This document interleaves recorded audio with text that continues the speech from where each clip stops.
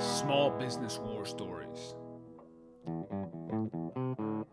Small businesses are the soul of America. And this is where they tell their stories.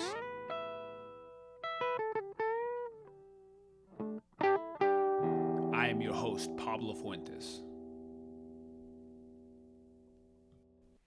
Hey, lovers of small businesses and good stories in general. Welcome to episode 71 of Small Business War Stories. And today we sat down with Scott Sanchez of JD High Country Outfitters in Jackson Hole, Wyoming. And JD High Country Outfitters is it's a local store that is there right on the square in Jackson Hole, and they sell outdoor equipment. They also run guided trips around the area. And it was really cool to talk to Scott Sanchez, who's been there for a while, and we talked about a little bit about the evolution of small business in Jackson Hole, and then also what it means to run this kind of store. It's a really cool episode, and I'd never been to Jackson Hole before. I learned a lot about the area. This episode is part of the Soul of America tour, so I was going around with my puppy Muddy Waggers. I went all the way from Austin to Bozeman, Montana, and dropped back down through Wyoming, and then Colorado, Durango, and then Santa Fe, back to Austin. And as such is brought to you by FreshBooks. FreshBooks is a small business finance software. So they do invoicing, they do payments, they allow you to take deposits, and you get insights into your business. So if you're running your business, there's a good chance that you are having to spend a lot of time doing things that you don't want to do instead of focusing on the things that made you successful as a business owner. So this software allows you to focus on those things. They calculated the amount of time that it takes you, that it saves you. It's about 2 working days per month. That instead of doing busy work with numbers, you're actually creating and actually selling and doing the things that make you successful. So check it out. Go to freshbooks.com/war stories and enter Small Business War Stories in the How Did You Hear About Us section. And then that helps them, helps us. Everybody wins. So, and it helps you, obviously, because you're going to be using FreshBooks. So, freshbooks.com/war stories. Check that out. And every episode of Small Business War Stories is brought to you by Proven. Proven.com is a small business hiring tool. So, if you have a small business and you're hiring, definitely check it out because it'll help you organize your time and really be more successful with your hiring. We have a new guide out about how to double your applicants, and that's free. Go to blog.proven.com and you can check that out. And speaking of blog.proven.com, that is a great resource for small businesses. And it's a way that we have of giving back to the community and publishing articles that help people run their business better. So everything from hiring, like what software to use, and also all the episodes of Small Business War Stories live at blog.proven.com. So make sure you check that out. Without further ado, let's get into episode 71 of Small Business War Stories with Scott Sanchez of JD High Country Outfitters in Jackson Hole, Wyoming. And we're live here in beautiful Jackson, Wyoming. And today I have the pleasure to sit down with Scott Sanchez. And you are the manager here? Yeah, I'm the manager at High Country Outfitters. At JD's High Country Outfit. Yep. That is awesome. You guys have a really impressive operation here in the heart of Jackson. So I'd love to learn a little bit more. What's the history of the business? How did this all get started? Basically, this is kind of the second incarnation of the business. Originally it was Jack Dennis Sports, and that started in 1967 with Jack Dennis and him trying to augment a guide business to year-round business. Okay. It's evolved over the years. I guess it was 2012. We had a generational change where some of the previous owners, when their sons bought the business with his business partners, and kind of new influx of energy and ideas. It was always a little tricky in the transition, but it's been good. Tell me more about that transition. What happened? Jack Dennis, the person at Jack Dennis business split up, and the business was bought by one of the other owner's sons. So okay. The other previous owners, definitely had people getting up on an age, and so when you have a younger group that's more interested in putting more money into the business and kind of bringing it back to its flagship status. Cool. And you guys do a combination of things, right? You guys do a lot on the apparel front and gear front, right? Yeah. And then the one-stop sporting goods shop in Jackson. So we have, I mean, probably the best thing we were known for originally, but we have augmented that with a lot of other things, was the fly fishing. We do clothing, outdoor clothing, footwear. We're really the only gun dealer in Jackson. We have an archery department with an archery range. We have skis in the winter. Very cool. And quite a lot in camping stuff too. And you guys also do all types of guided expeditions and trips too. Yeah, we do primarily guided fishing trips here on the Snake River and on the Green River south of here. Okay, so mostly fly fishing? Mm-hmm. Okay, very cool, very cool. So yeah, there's so much to talk about. Let's talk a little bit about how do you, so you want to have a certain culture here of people, because you have a prime location here in, is this, what do they call it, the square of the city? Yeah, the town square. The town square. And you probably get a lot of traffic of people, but you also have a lot of competition of other people selling outdoor gear here in the Jackson area. So how do you what do you see as a differentiator for you, and how do you hire people that fit?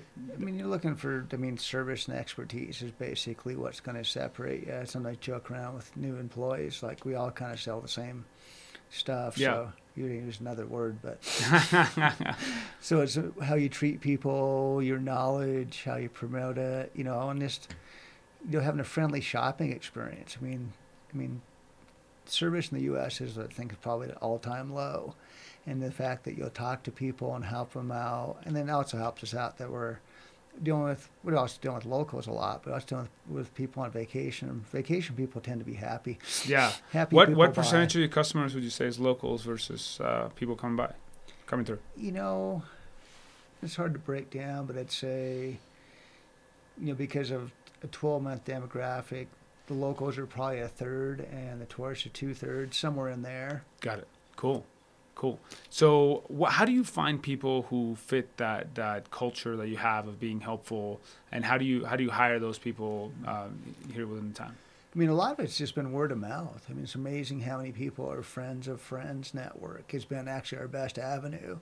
We try to advertise like everybody else, but a lot of our best employees have been people that were customers. Okay.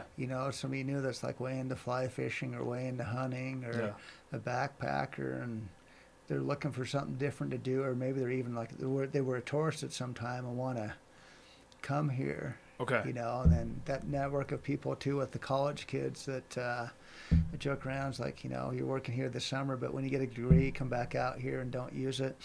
Yeah, sounds good to me. So how do you, let's maybe touch on a difficult topic, which is the fact that Jackson is a very expensive place, right? Yes. And then how do you, basically there's a disconnect between people, like how do you hire people? Do most of your employees live elsewhere?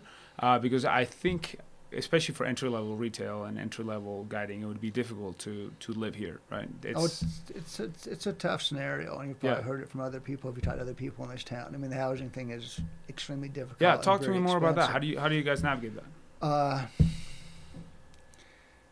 A lot of it comes down to just having a place that people want to work. I mean, there's other places you can probably go and make more money, but you want to be in Jackson because of the lifestyle. You want to be in the outdoors and do stuff. The fact that you could go, fishing, hunting, skiing before, after work as well. People here, we're not going to compete with a lot of other professions, Do a lot of your employees commute in from other places, from from Idaho and from? Yep, joke about the Spud Curtain. So, yeah, they actually, a lot of people from Victor Driggs, people from down in Star Valley. You get quite a few of those. People from down the Hoback or Bondurant. There's quite a few. We've got quite a few people that still live in town. Okay. And part of that's either you bought at the right time, or a lot of it's a friend of a friend that you found a place to live with. Okay. And it's going to be a tricky thing for Jackson retail in general. It affects our amount of staffing. Let's say the quality would have been okay, but it'd be nice, if you had 20% more sometimes. Sure, I hear you. So let's talk a little bit about the guided trip part of it. So what do you guys offer? So it's mostly in the summer and the shoulder seasons, not in the winter? Yeah, I mean, pretty much if you look at it, the primary fishing season, I'd say, is probably about July 1st through the end of September. Depending on the year, there's different options or depending on water levels. So, we start off and a lot of trips very early on. Say if we're doing some in June, maybe in Yellowstone, Okay. where the water clears off a little quicker on the fire hole in Madison. Then we kind of move down the Green River towards Pinedale, which tends to clear off earlier. Okay. And then a lot of our, we've mostly do guided fishing on the Snake. We've got a county that's 97% federal land. So the fishing permits are all, federal government issued pretty much. Okay. Or county issued. So most of the guiding will be on the Snake. And fishing the Snake's a great experience. And the neat thing for us, I'd say we're an outdoor destination that has fishing rather than a fishing-only destination. Yep. Which is a great buffer for us because you get families. If the fishing isn't perfect because you had extra snowpack, people are still going to be here. Okay. And a lot of its successful guide service has less to do specifically with the fishing, but matching the experience to the people that are going on it. And the cool thing here is we're in the few drive-to places where we can catch native cutthroat on big dry flies. So it's a great place for somebody that's a novice, and then it's hard not to look up from your fly and look at the Tetons or the Snake River Range and go, this is a cool place to be. Yeah, absolutely. And how do people mostly find you? How do you advertise your experiences to people? A lot of it's, again, word of mouth, and there's also a lot of it's walk-in traffic because of our location. Probably our number one location is having our doors open and having merchandise in the summer. Yep. In reality. So most of the people who end up booking a trip just walked in to look at your shop. Yeah. You get some off the web, but I see a lot of it in Jackson is definitely very last minute.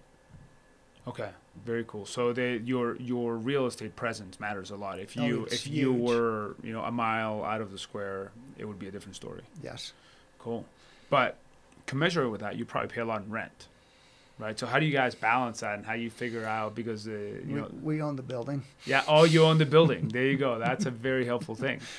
Yeah. So let's talk a little bit about that. When was the building bought by the owners of the business? It's kind of. There's been a few different locations around the town square, but it's been in this location since about, I'd say 1982. In 91, there was a big fire. And before that, we had it was almost like a mall setup where we had 2/3 of it, another operation had part of it. And after the fire, we pretty much had both levels and the whole location. So I'd say 91 is kind of when where it became the look that we have now and the amount of real estate that we have now. Cool. So, just the thought is painful, but how much has rent, you think, gone up from 1982 to 2017? And I'm guessing probably for most people it may have, tripled to quadrupled. Or at least that, right? Yeah. At least that.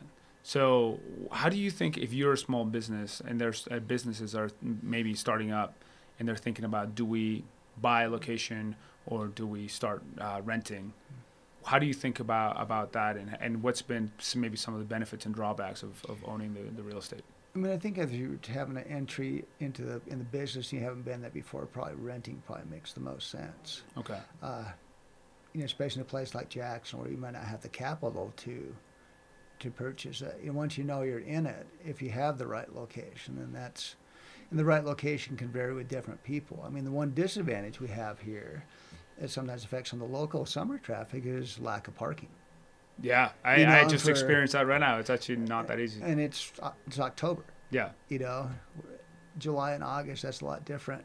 So on some cases, I'd say more for the locals and stuff is there may be some other locations that are actually easier to access that way than our busier location. Got it. Okay, so those are kind of like the pros and cons. Yeah, if you may have somebody that has, say, a bike shop that most of their money's made in repairs, and they have a good reputation. Maybe they could buy something that's away from the town square that's easy to park, and that might work for them. Where, the town square rent would actually drown them. So it's kind of that balancing act of each location. Figuring out where your customers are. exactly. Now, in the time you've been with the business, you've seen the entire retail environment change where a lot of people now are buying things online. How do you stay competitive? You talked a little bit about having the expertise of people I mean, here. I think expertise and service is your only thing. There again, you can buy anything online. There's also that touchy-feely. I mean, one advantage we have over urban areas kind of selling the same stuff is people on my vacation tend to spend money more. I mean, we're all irresponsible and we leave home, right? You know, there's stuff that if you're going into a fishing shop or a gun store or archery shop at home, you probably go in there multiple times and you think and think and think. You come here and like, what the hell? Let's buy that fly rod. You know, if there's a lot more of that helps us there. Like the but impulse it's buy. yeah. And then I think a lot of people. I mean, you want to. It's part of the service, but you want to be able to touch the product and see it. Sure. You know, and just for example, it's like I was taking a peek at some camping trailers. You know, my wife says, "Oh, take a look at them when you're in Idaho Falls." And you can look at them all the time in pictures, everything you want until you actually step in it. So Yeah, and see how it feels. Right? Yeah, and that's the same with you went and you know I've had times where maybe people had fly shops at home, but we have a broader selection, and they were able to try the 3 different options they wanted to try, and they bought it. So selection is another thing too. Is we're pretty lucky that we turn enough product that we can have a good selection. And yeah, you guys have a huge floor. I mean, how big is your actual retail floor? kind of not good on square feet, but it's basically 50 yards by 25 on 2 levels. Wow.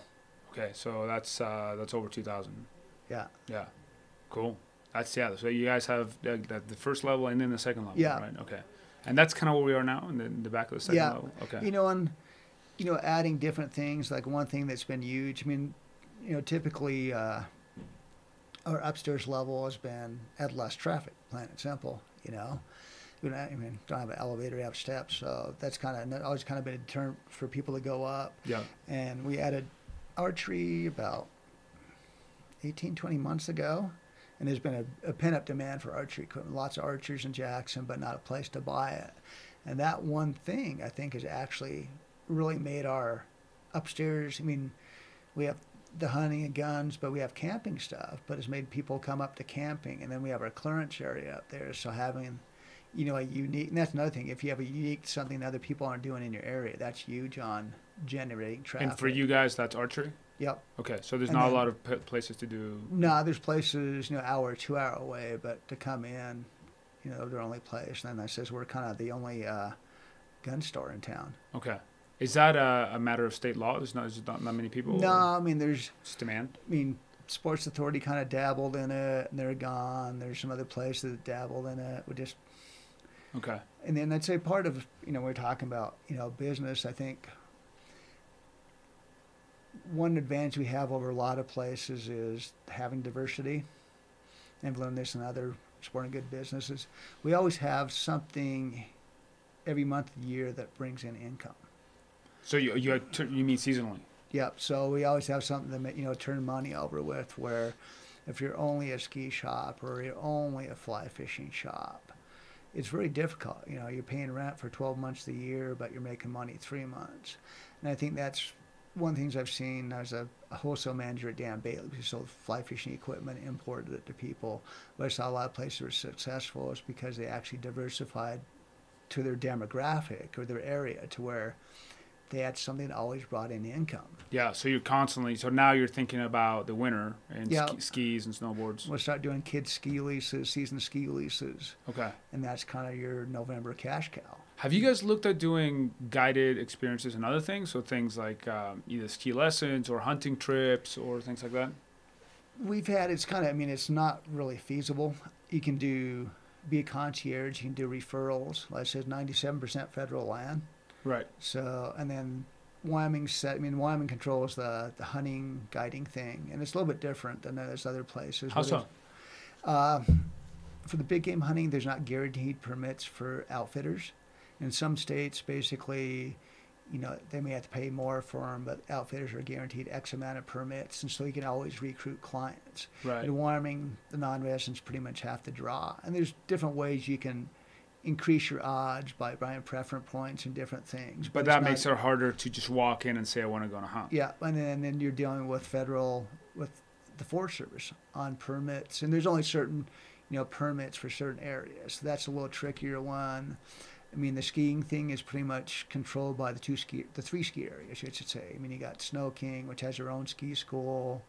You have Teton Village, Jackson Hole Mountain Resort, which obviously has their own ski school. Grand Targhee has their own ski school. So you kind of caught in the concierge type thing, and we definitely do help people with that. Okay. But it's the activities you actually do yourself. Okay, so it's more to kind of accrue loyalty from your customers because you're helping them out. It's not really a source of income for the business. You're hoping that if they come in, have a great fishing trip, they buy gear.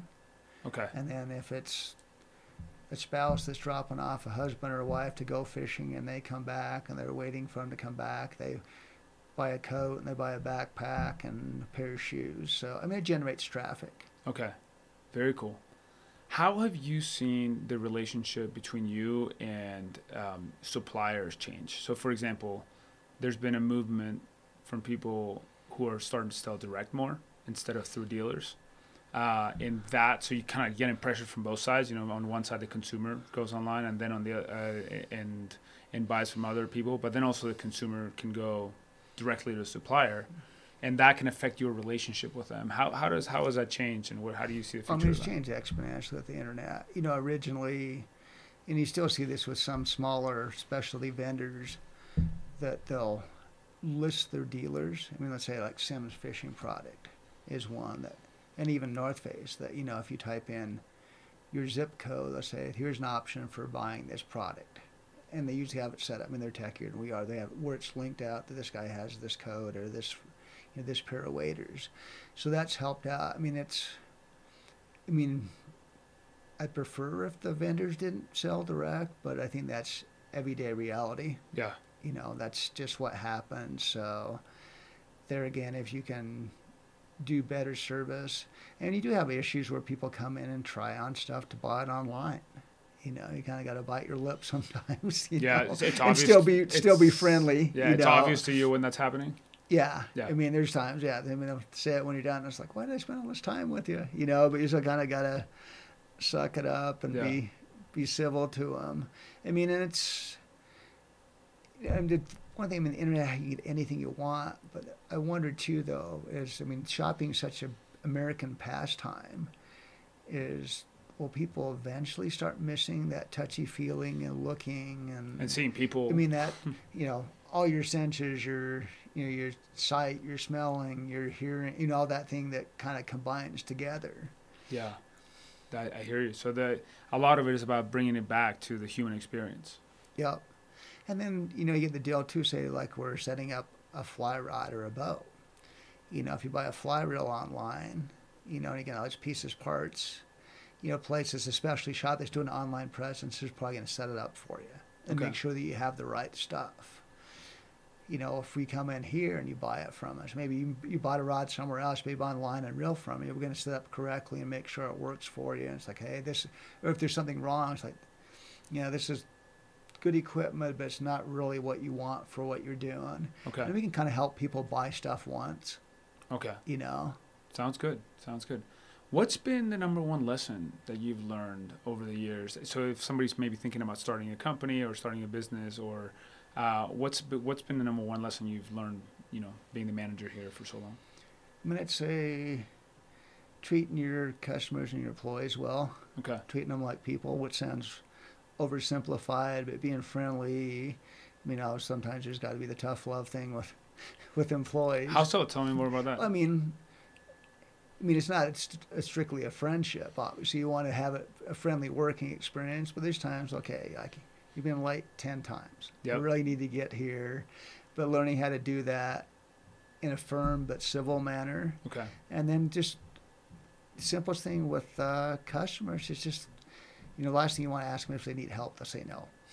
And that's just instinctive. But when they come in the door, just a friendly smile. How's it going? And that's one thing you don't really see when you go to the big box stores. I mean, you got to really look, and it's the only reason you tell somebody's an employee there because they have the monkey suit on. Yeah. Where hopefully you come into our shop, it's obvious because we're trying to help. We have a name tag on, but it's helpful because you can see that we're helping you. Yes, sir. Sounds good. Can you tell me about a time when things really went sideways? A time when you had a really tough challenge, and how did you deal with that? I mean, I probably think the biggest thing is the last economic crash. Okay. You know, and Jackson always gets her stuff about 2 years later. You know, that trickle down effect of people weren't spending money and they weren't going to destinations, or if they were, you know, paying for the trip. They weren't paying for extra stuff. I mean, that was, I think everybody kind of felt that one. And there again, psychologically, there's people that have more and more money they can ever spend, but if the economic news is bad, they hold on to their wallets. You know, and some of that, what came around is, you know, learning how to manage inventory better. You know, in some ways, it's not a bad thing because you learn what sells, you learn how to scrutinize it when the business is good. So and you guys easy. keep track of your inventory turns? Yeah. Yeah, because that's your main thing, right? Like Yeah. every single piece of inventory is cash on the shelf. Yeah, and we've gotten a lot better about, you know, pulling stuff and turning it quicker. You know, I mean, with clothing, outdoor clothing, for example, or a lot of stuff, you have, you know, it's 3 months. I mean, there's spring, summer, fall, right? Winter. And reality is there's 90 days to sell, and you have probably 45 days of that you can do at retail. So getting smart enough to know that when we get to this point, we have these numbers, we need to move it. Or even now what we do is, it might be in-season product, but you get down to one size medium in a jacket, and you just move it up the sell rack. So learning how to turn stuff is huge. And there again, that service thing is still a big deal, because if people, when they need to buy, you know, maybe not buying because they want to, Yeah. they still remember you and they come in.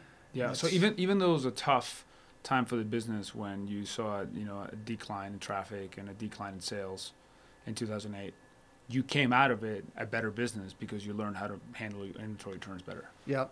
That's a big deal. That's awesome. So like your business now that, you know, things are recovered, it's better. Yeah. That's huge. Do you talk to employees about all these things, about how important it is to think about things like inventory turns and working capital? And Well, I mean, some of the employees, I mean, your senior staff, you know, the kids that's, you know, the 60-day wonder. I mean, you try to teach them about the gear and how to sell it to people. that's the most But important. your long-term staff, you know, and they've been doing we've done different incentive programs for senior people, where maybe getting turns or adding one more item to a transaction, you know, increasing those things. Yeah. We've worked with them. Okay. You know, but yeah, your senior employees, your year-round people, you're trying to get that into them. And Okay. then stuff like everybody that walks in the door needs to buy something. It might be a $2 sticker, but you're trying to, you know, have it all be a shopping experience. Cool. How do you, what's it like to do business here in Jackson? So we talked a little bit about the difficulty because of the cost of living with employees, and we talked about the heavy tourist traffic you have, which is an asset. What about in general, like the relationship with other small business people in the town, and also the maybe the relationship with the government here, both the city and the state? I mean, I'd say with the other businesses, it's actually a pretty friendly community. Okay. You know, there's plenty of times we've actually not had something and called a competitor for an employee. You know, if that's what they want, you know, if you make them happy, hopefully they come back. So I think there's a pretty good symbiotic relationship, you know, there. Not that we would want to make more money than our, you know, competitors, but it seems to be fairly friendly. You know, business, you know, government-wise, you know, I mean, no real major issues. I mean, the government's trying to, you know, always maintain services and keep the roads good, and sometimes it's a little tricky with regulations and signage, but in reality that's a good thing because it's not a junk show out on the, you know, Yeah. neon signs everywhere. That is true. So you kind of, I mean, It could turn into that. yeah, you have to kind of step back and think about that. It's like, God, I really want to put a sign out there for ski rentals, but I can't. But at least nobody else can either. Yep. You know, so So those are some of the regulations on the square here, or in? and there's in general. Okay. I mean, they're fairly strict like that. You know, Okay. especially on the new buildings. You know, or some of the older stuff's grandfathered in, obviously. Right. But I think overall, I mean, you're in a small enough place that, you know, your kids went to high school with, you know, the cops' kids or the, you know, maintenance guy, or, I mean, the city engineer. Like, I fixed his skis when he was a kid, I don't know how many times. Where, like, you know, you can work with them. It's part like, of the hey, come community. on. It's like, we need to do this. All right. You know, it's like, yeah, you can shovel the snow off the deck when we have it closed down. You know, I mean, just things like that. It's nice being in a smaller community. Cool. Do you guys have a social media presence? Do you guys do things on Facebook and Instagram? We could do a better job on Okay. that. I mean, we probably do a little more on Facebook than Instagram. I think it's important that you have a presence there, but I don't know really how big of a deal it truly is for Okay. businesses. Because as you said, most of your traffic walks in. Yeah. Okay.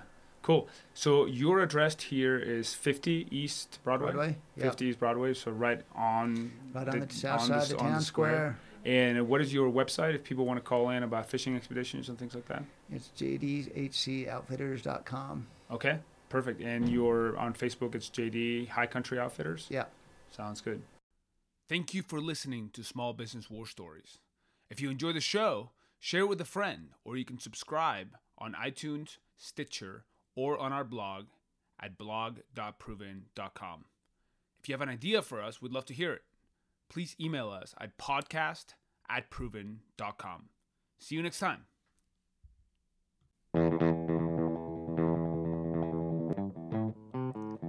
Small Business War Stories. Small businesses are the soul of America. And this is where they tell their stories.